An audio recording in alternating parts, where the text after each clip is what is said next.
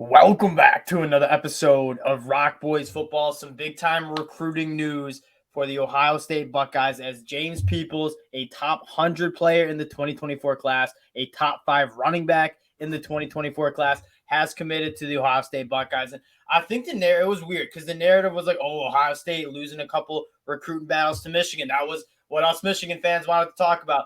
At the end of the day, you know Ohio State is going to bring in a top 5 class. They've been doing it for years. They got one of the best recruiters in Brian Hartline and another guy, Tony Alford, getting it done with running backs from the state of Texas, bringing in James Peoples.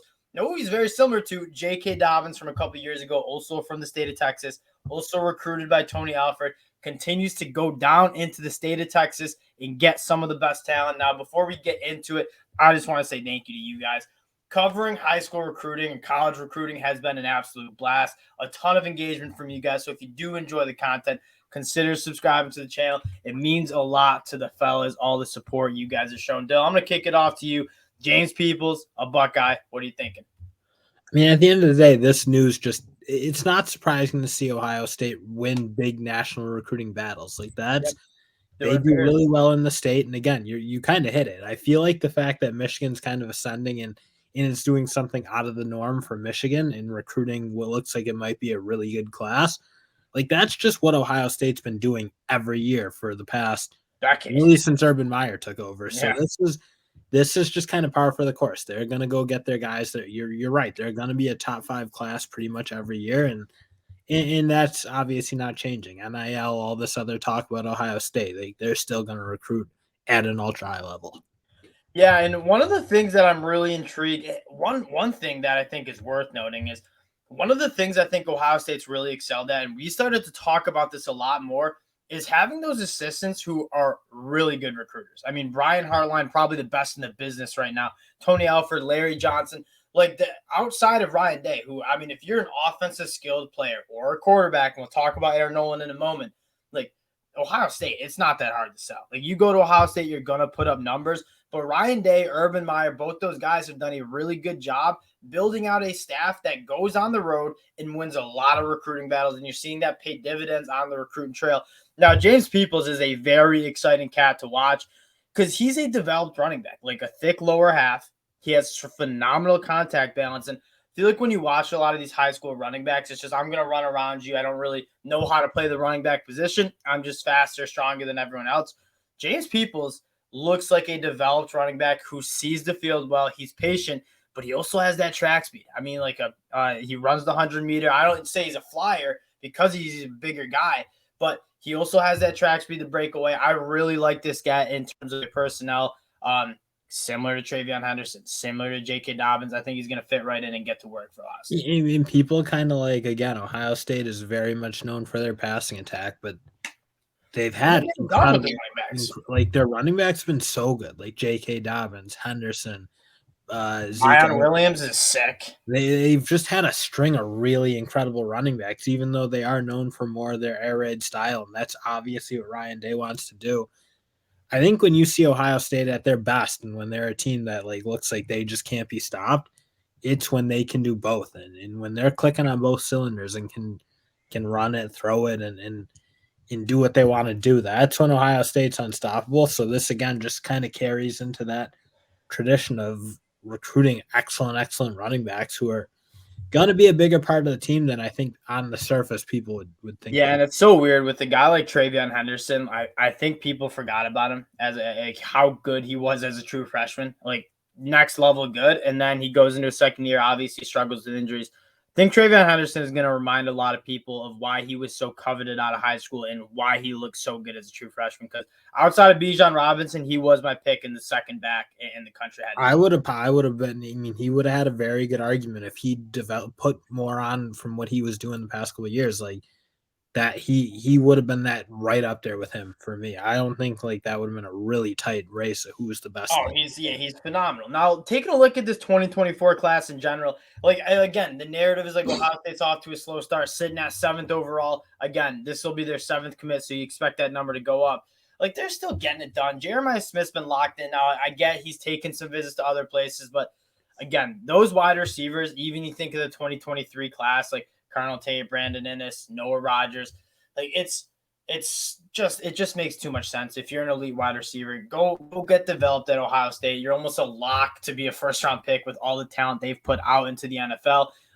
The selling point for wide receivers is easy, but you take a look at some of the prospects that they have who are highly considering Ohio State. I mean, plenty of guys in the top 50, top 75.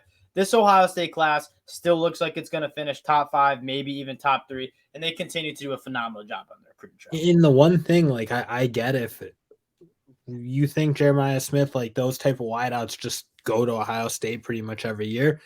The one issue I think they'll have, and this is why Air Noland becomes so important to this class, is even Jeremiah Smith, I think, said something to the effect of, I committed to Ohio State along with Dylan Raiola, who was already there. And you, again, when you're that type of wideout, it's so dependent on whether your quarterback's any good.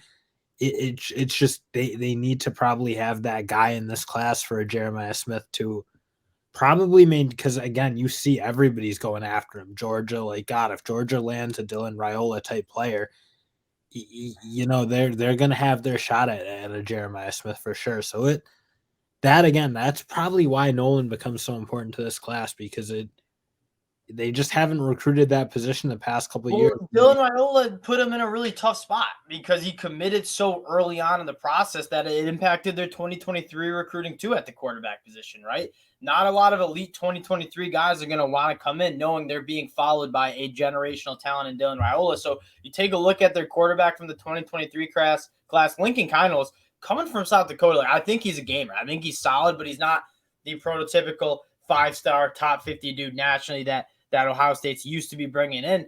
I think Air Noland is a massive commit. It's April 8th, so like next week or in the next coming days, really. Just took his official, or not official, but just took a visit to Ohio State this weekend. I think Air Noland becomes a massive commit for Ohio State. And guess what? The selling piece is not that hard. Once again, Air Noland won. The view to playing time seems pretty good, right? Because you're following a not so great commit in Kinos from South Dakota. Air Noland's a guy who's ascended through the rankings. He's a lefty, 6'3", 200 pounds, absolutely slings it. He's former teammates with Jelani Thurman from Langston Hughes. I think I would be really surprised if Ohio State can't close this one out because, again, everything lines up. You're going to play early. You're going to be throwing to guys like Brandon Ennis, Carnell Tate, Jeremiah Smith, Noah Rogers, Jelani Thurman. It just makes too much sense. They put out first-round quarterbacks. You have elite talent, and you have an elite play caller in Ryan Day. If Air Noland commits to Ohio State, that would make a lot of sense. And given the fact they're bumping up against Miami, like it's just, if I'm a quarterback, I don't think those schools are really close in terms of where I think I'm going to go get developed and become the quarterback I kind of want to be going into the NFL. Just because Miami, again, you saw what they did on offense, and Josh Gaddis obviously got let go, and they brought in the guy from Houston, and we'll see, but it's just, you don't have any sort of proven track record at that school really to speak of. In Ohio State, again, you talk about what Ryan Day's done for such a long time, especially with the quarterbacks, even dating back to Urban Meyer. That's the place. I mean, that's the place to play quarterback at the end of the day. They're very consistent. You take a look at, let's just take a look real quick to close out of Air Noland's top 7.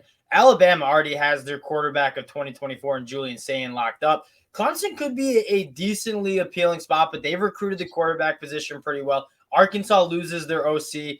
I don't know if you love that. Miami, if you're a quarterback, I don't really know why you're going to Miami. Same thing for Texas A&M, unless you're really hitting it off with Bobby Petrino. I mean, Ohio State is sitting there. It really just makes too much sense. Like, it's a perfect spot not only to be developed into an NFL talent, but you're also going to put up absolutely dummy numbers with some of the wide receivers you're going to be throwing to. I think Air Noland is a massive piece of this 2024 class, and he's a guy that I wouldn't be surprised with how much he's moving up these rankings, that if he gets that 5-star status when this cycle is all said and done. So big week for Ohio State. They land James Peoples. Momentum means a lot on the recruiting trail. Air Noland potentially next. This could be a massive weekend for Ohio State and kind of answering what Michigan's been doing on the 2024 class. So again, appreciate you guys for checking us out. If you do enjoy the content, consider subscribing to the channel. We'll be back with the Air Noland commitment next weekend, so stay tuned for that. Appreciate you guys with all the support you've shown. Peace.